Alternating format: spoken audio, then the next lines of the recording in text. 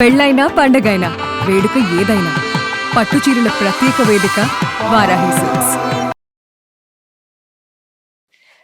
Suman TV ప్రేక్షకులకు నమస్కారం. ప్రస్తుతం మనతో పాటు ఉన్నారు ఆస్ట్రో యోగం నిర్వాహకులు, ప్రముఖ జ్యోతిష్యులు బ్రహ్మశ్రీ నందిబట్ల శ్రీహరి శర్మ గురువు గారు. మరి జూలై వచ్చేసింది. జూలై 24న 25న తొలి ఏకాదశి ఏ రోజున జరుపుకోవాలి? ఎందుకంటే 24న తిథి ఉంది అంటున్నారు.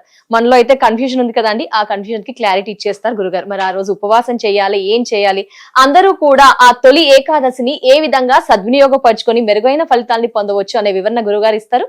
మాట్లాడదాం. గురుగారు నమస్కారం. గురుగారు వాగర్థ విమసంపృక్తౌ వాగర్థ ప్రతిపత్తయే జగతః పితరౌ వందే పార్వతీ పరమేశ్వరౌ ఆదిత్యాయ చ సోమాయ మంగళాయ బుధాయ చ గురు శుక్ర శనిభ్యశ్చ రాహవే కేతవే నమః. శృంగేరి జగద్గురు పీఠాధిపతులకి, కంచి పీఠాధిపతులకి నమస్కారములు తెలియచేసుకుంటూ కార్యక్రమాన్ని ప్రారంభిద్దాం. గురుగారు, మరి తొలి ఏకాదశి అనగానే అందరం కూడా చాలా హ్యాపీగా ఉంటాం. ఆ రోజు నుంచే పండుగలన్నీ కూడా స్టార్ట్ అవబోతాయి. అయితే మాలో కన్ఫ్యూజన్స్ ఉన్నాయి గురుగారు. 24న తిథి, 25 ఇదంతా కూడా ఉంది. ఏంటి గురుగారు, ఏ రోజున తొలి ఏకాదశి మేమంతా కూడా జరుపుకోవాలి? ఏం చేయాలి, ఏం చేయకూడదు, ఎలాంటి నియమాలు పాటించాలి? వీక్షించేటువంటి ప్రేక్షకులకి తొలి ఏకాదశి అంటే, ఈ తొలి ఏకాదశి అనేటువంటిది సాధారణంగా వాడుక భాషలో వచ్చిందమ్మా. అవునా? ఎందుకంటే దక్షిణాయనం ప్రారంభం అయిపోయింది. ఈ దక్షిణాయనం ప్రారంభము అయిన తర్వాత వచ్చే మొట్టమొదటి ఏకాదశి కాబట్టి తొలి ఏకాదశి అని అంటారు. అలాగే ఈ తొలి ఏకాదశి తర్వాతనే ఈ దక్షిణాయనంలో వివిధ రకాలైనటువంటి పండుగలు, ముఖ్యంగా శ్రావణ మాసం ప్రారంభమవుతుంది, గురు పౌర్ణమి వస్తుంది, తదనంతరం ఆషాఢ మాసం, తర్వాత ఈ సంబంధించినటువంటి శ్రావణ మాసము అమ్మవారి పూజలు, భాద్రపద మాసం వినాయకుడికి సంబంధించినటువంటిది, పితృదేవతలకు సంబంధించినటువంటిది, ఇలా కంటిన్యూస్గా మనకు పండుగలు ప్రారంభమవుతాయి. అయితే దీనిని శయన ఏకాదశి అని అంటారు. శయన అంటే ఏంటి గురు? శయన అంటే నిద్రలోకి వెళ్ళేటువంటిది. అంటే విష్ణు భగవానుడు ఈ రోజు నుంచి యోగ నిద్రలోకి వెళ్ళిపోతారు. శేషవాహనముపై పాలకడిలిలో ఈ రోజున నిద్రకు ఉపక్రమిస్తారు. కార్తీక శుద్ధ ఏకాదశి రోజున మళ్ళీ నిద్ర నుంచి మేల్కొంటారు. అందుకే దానిని పద్మ ఏకాదశి, ఉత్థాన ఏకాదశి అని కార్తీక శుద్ధ ఏకాదశి రోజున పిలుస్తారు. ఇక మనం గమనించుకున్నట్లయితే ఈ సంబంధించినటువంటి ఈ యొక్క ఏకాదశి పర్వదినం అనేటువంటిది చాలా మహత్యముతో కూడుకున్నటువంటి పర్వదినం. అయితే ప్రధానంగా విష్ణువుని ఆరాధన చేసే యతులు ఎవరైతే ఉంటారో ఆ యతులు ఈ రోజున చాతుర్మాస్య దీక్ష ప్రారంభిస్తారు. ఈశ్వరుని ఆరాధన చేసే యతులు ఆషాఢ శుద్ధ పౌర్ణమి, గురు పౌర్ణమి రోజున ప్రారంభిస్తారు. కాబట్టి ఇది ముఖ్యంగా ఈ యొక్క విష్ణు ఆరాధనలో ఉండే యతులు, సన్యాసులు, పీఠాధిపతులు, మఠాధిపతులు ఈ రోజు నుంచి ఈ యొక్క చాతుర్మాస్య దీక్ష అనేటువంటిది ప్రారంభం చేస్తారు. ఈ ఏకాదశి తిథి 24వ తారీఖు ఉదయం 9:13 నుంచి ప్రారంభమవుతుంది. కాబట్టి 25వ తారీఖు రోజున 11 గంటల వరకు కూడా ఈ ఏకాదశి తిథి ఉంటుంది. కాబట్టి ఈ తొలి ఏకాదశి తిథిని 25వ తారీఖు రోజున జరుపుకోవడం శాస్త్ర సమ్మతం. అంటే 11 గంటల లోప గురుగారు? 11 గంటలకు అయిపోతుంది. సూర్యోదయానికి ఉంది కాబట్టి ఏకాదశి తిథి, ఏకాదశి వ్రతాన్ని ఆచరించడం అనేటువంటిది ఈ సంబంధించినటువంటి 25వ తారీఖు రోజునే జరుపుకోవాలి. ప్రధానంగా విష్ణువు యోగమాయలోకి వెళ్తారు. అయితే చాలా మంది సందేహం అడుగుతుంటారు, విష్ణు నిద్రపోతే పూజలు కాదమ్మా. ఈ రోజు నుంచి విష్ణు స్వరూపుడైనటువంటి నారాయణుడు, సూర్యనారాయణుడు ఉత్తర దిక్కు నుంచి దక్షిణ దిక్కుకు ప్రయాణం చేస్తుంటాడు ఈ రోజు నుంచి. అందుకని దాని పరిభాషలో ఈ యొక్క శయనేకాదశి అనేటువంటిదిగా ప్రారంభమైంది ఈ దక్షిణాయనంలో. పైగా సూర్యుని కదలిక కూడా ఉత్తరం నుంచి దక్షిణం వైపు మరలుతుంది. ఇక గమనించుకున్నట్లయితే బ్రహ్మవైవర్తన పురాణము, భవిష్యోత్తర పురాణంలో ఈ సంబంధించినటువంటి ఏకాదశి గురించి చాలా విశేషమైనటువంటి ప్రస్తావన ఉంది. ఈ ఏకాదశి తిథిని పురస్కరించుకొని ముఖ్యంగా పిప్పళ్ళు అని అంటారు, లాంగ్ పెప్పర్, ఆ పిప్పలి చెట్టు దగ్గర కూర్చొని వ్రతాన్ని ఆచరిస్తే అమోఘమైనటువంటి పుణ్య ఫలితాలు కలుగుతాయి అని చెప్పి మనకు శాస్త్రంలో చెప్పబడి ఉందమ్మా. గురుగారు, మరి ఈ వ్రతాన్ని ఎలా ఆచరించాలి అంటారు? అసలు ఏ విధంగా చేయాలి అందరూ కూడా?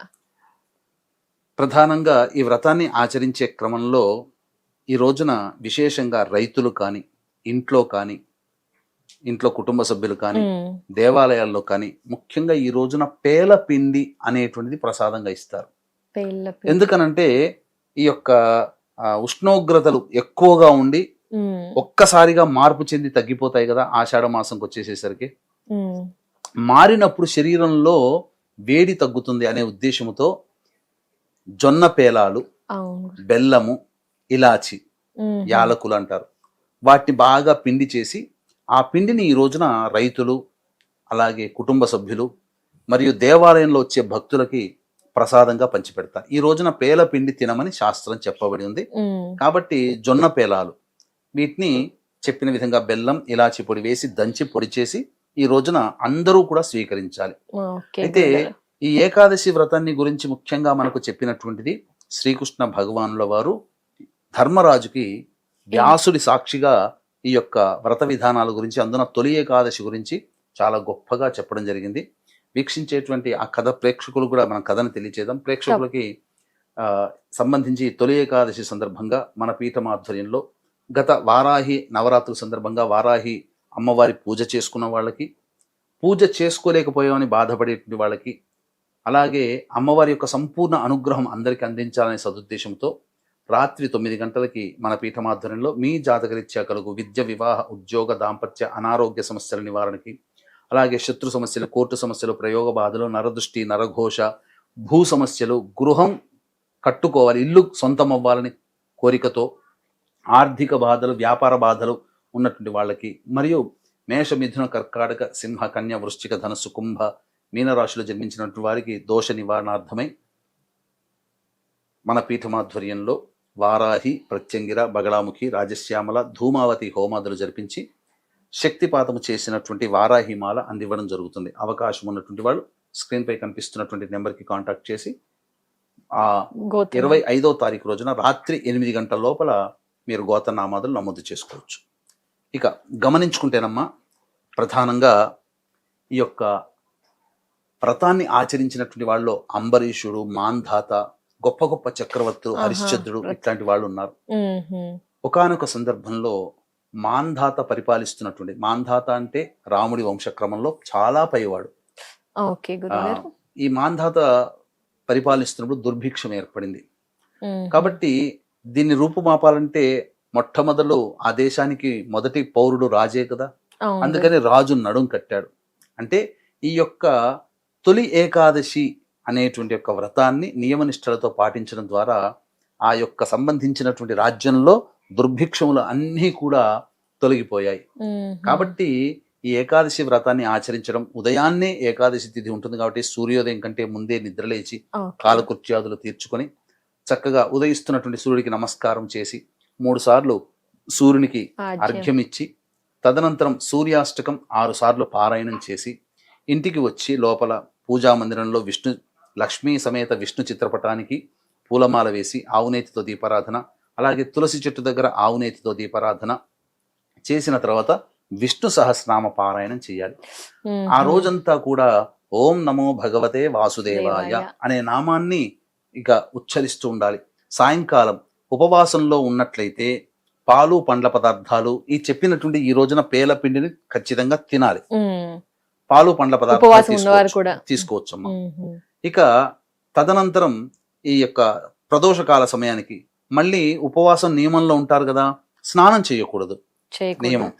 కాబట్టి కాళ్ళు, చేతులు, మొహం కడుక్కొని నోటి నుంచి 3 పుక్కిళ్ళు ఉమ్మేసి తదనంతరం దేవాలయానికి చేరుకొని ఆ దేవాలయంలో స్వామిని సందర్శించుకొని ఆ స్వామికి అనగా వెంకటేశ్వర స్వామికో, లక్ష్మీ నరసింహ స్వామికో, కృష్ణుడికో ఆ సంబంధించినటువంటి ఆ యొక్క అర్చన జరిపించుకొని తదనంతరం ఆ రోజంతా వీలైతే జాగారం చేసి విష్ణునామస్మరణ చేసుకుంటూ ఉండి ఉదయాన్నే మళ్ళీ స్నానం చేసి కాలకృత్యాదులు తీర్చుకొని సూర్యుడికి నమస్కారం, సూర్యాష్టకం 6 సార్లు పారాయణ చేయడం, అర్ఘ్యం ఇవ్వడం, మళ్ళీ ఇంట్లో వచ్చి పూజ చేసుకుని ఆవునేతితో దీపారాధన, పూలమాల వేసి విష్ణు అష్టోత్తరముతో పూజ చేసి విష్ణు సహస్రనామ పారాయణం చేసి తదనంతరం దేవాలయానికి వెళ్ళి ఆ రోజున ఇక ఉపవాస దీక్ష విరమిస్తున్నాను స్వామి అని చెప్పి స్వామికి నమస్కారం చేసుకుని వచ్చి ఇంటికి వచ్చి ఆ 26వ తారీఖు రోజున చక్కగా ఇంట్లో వండినటువంటి పదార్థాలు ఒక్కొక్కటిగా స్వామికి నైవేద్యంగా పెట్టి, అవకాశం ఉంటే ఇంట్లో వండిన పదార్థాలైనా ఎవరైనా కానీ ఆ 26వ తారీఖు రోజున అనాథాశ్రమంలో బీదలకి,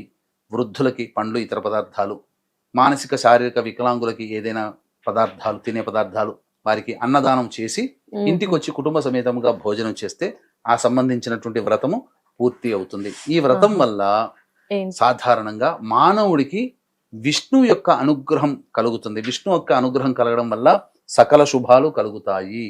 స్థితి కాపాడేవాడు విష్ణువు కాబట్టి మనల్ని సదా కాపాడుతాడు అని చెప్పడంలో ఏమాత్రం సందేహం లేదు. అంతేకాకుండా ఇక్కడ ఏకాదశికి ఒక గొప్ప విశిష్టత ఉంది. తొలి ఏకాదశి అన్నాం కదా, ఏకాదశిలో మొట్టమొదటి ఏకాదశి అని అంటారు. పేరులోనే తొలి ఏకాదశి అంటే మొట్టమొదటి, అంటే అసలు ఏకాదశి పుట్టిందే ఈ రోజున, అందుకే ఈ తొలి ఏకాదశి అయ్యింది. దీనికి సంబంధించిన గాథ కూడా ఉంది. ఏంటంటే తాళజంఘుడు అనేటువంటి ఒక రాక్షసుడి కుమారుడు మొరాసురుడు. ఆ మురాసురుడు చాలా అంటే స్త్రీ చేత మరణం పొందాలి అనేటువంటి యొక్క మాయా స్త్రీ చేత మరణం పొందాలని వరం పొందాడు. వరగర్వం చేత ఎవ్వరు కూడా అతన్ని ఎదిరించలేకపోయారు. తదనంతరం విష్ణువు 1000 సంవత్సరాలు యుద్ధం చేస్తాడు. చేసినా కూడా విష్ణువు అలసిపోతాడు. అలసిపోయి ఆ మురాసుడు వెంట పడుతూ ఉన్నప్పుడు అక్కడ విష్ణువు యోగ నిద్రలోకి వెళ్ళిపోతాడు. యోగ నిద్రలోకి వెళ్ళిపోయిన తర్వాత ఆయన శరీరం నుంచి ఒక కన్య ఉద్భవిస్తుంది. మురాసుడు వెంట వస్తాడు కదా, ఆ కన్య ఆ విష్ణు చేతిలోని ఈ యొక్క ఆయుధం ధనుస్సును తీసుకుని మురాసురుని సంహరిస్తుంది. కాబట్టి మేల్కొన్న తర్వాత చూసి ఆ యొక్క మూర్తిని చూసి అడుగుతాడు, ఎవరమ్మా నీవు? ఇక్కడ ఆ యొక్క విల్లు ద్వారా మరణించాడు కదా మురాసురుని శరీరం, ఆ శవాన్ని చూసి ఎవరు చంపారంటే నేనే చంపాను అని చెప్తుంది. చెప్పిన తర్వాత అప్పుడు ఆ సంబంధించినటువంటి ఆ యొక్క అమ్మాయి వరం ఇవ్వమని ఇస్తాడనమాట. ఏమైనా వరం కోరుకోమ్మా అని అంటే అప్పుడు ఆమె కోరుకుంటుంది, తొలి పూజ నాకే అందాలి, నీకు ఇష్టమైనటువంటి తిథి నేను అవ్వాలి, నేను ఏర్పడ్డటువంటి తిథి రోజున ఎవరైతే నిన్ను అర్చిస్తారో వాళ్ళకి సకల శుభాలు కలగాలి, సకల పాపాలు తొలగిపోవాలి అని తథాస్తు అంటాడు. ఆ రోజున ఏర్పడింది. అంటే సాధారణంగా తొలి ఏకాదశి అన్నప్పుడు విష్ణువు నిద్రలోకి జారుకుంటాడు కదా, ఆ నిద్రలో ఉన్నందువల్ల ఉద్భవించింది కాబట్టి ఇది శయన ఏకాదశి అయింది, తొలి ఏకాదశి అయింది. కాబట్టి దీనికి ఇంతటి విశిష్టత, ఇంతటి ప్రాధాన్యత ఉంది. ఏకాదశి పుట్టిన రోజు ఈ తొలి ఏకాదశి, అందుకనే ఏకాదశిలో తొలి కాబట్టి తొలి ఏకాదశి అయిందని మనకు శాస్త్ర ప్రకారం తెలుస్తుందమ్మా. తప్పకుండా. అట్లాగే వీక్షించేటువంటి ప్రేక్షకులు కూడా ఇంతటి మహత్యం ఉన్నటువంటి తొలి ఏకాదశి రోజున మన పీఠం ఆధ్వర్యంలో మీ జాతకరీత్యా కలుగు అన్ని రకాల సమస్యల నివారణకి వారాహి నవరాత్రులు ఎంతో గొప్పగా చేసుకున్నారు. అటువంటి చేసుకున్న వాళ్ళకి, చేసుకోలేకపోయాము అమ్మవారి అనుగ్రహం మనకు లభించలేదు అనుకునేటువంటి వాళ్ళకి అమ్మవారి యొక్క సంపూర్ణ అనుగ్రహం కోసమే రాత్రి 9 గంటలకి 25వ తారీఖు రోజున వారాహి, ప్రత్యంగిర, బగళాముఖి, రాజశ్యామల, ధూమావతి హోమాదులు జరిపించి పూజ చేసినటువంటి వారాహిమాల ఇవ్వడం జరుగుతుంది. అవకాశం ఉన్నటువంటి వాళ్ళు 25వ తారీఖు రాత్రి 8 గంటల లోపల మీ కనిపిస్తున్న నెంబర్ కి కాంటాక్ట్ చేసి మీ గోత్రనామాలు నమోదు చేసుకోవచ్చు. తప్పకుండా. చాలా చాలా ధన్యవాదాలు గురువు గారు. తొలి ఏకాదశి ఏంటి అసలు క్లుప్తంగా వివరించారు, కథ తెలియచేశారు, విశిష్టత తెలియచేశారు, ఎలా పాటించాలి, వ్రత విధానాన్ని కూడా క్లుప్తంగా మాకు, మా ప్రేక్షకులకు వివరించినందుకు ధన్యవాదాలు గురుగారు. నమస్కారం. సర్వం శ్రీ ఉమామహేశ్వర పరబ్రహ్మార్పణమస్తు. సో వ్యూయర్స్ చూసారు కదా, జూలై 25న గురువు గారి ఆధ్వర్యంలో నిర్వహించబోయే ఏకాదశి రోజున హోమం, వారాహి అమ్మవారి హోమంలో మీరంతా కూడా పాత్రలు కావాలి అనుకుంటే కనుక స్క్రీన్ పై నెంబర్ ఉంటుందండి, గోత్రనామాలను నమోదు చేసుకోవచ్చు. వెంటనే కాల్ చేసేయండి. నమస్కారం.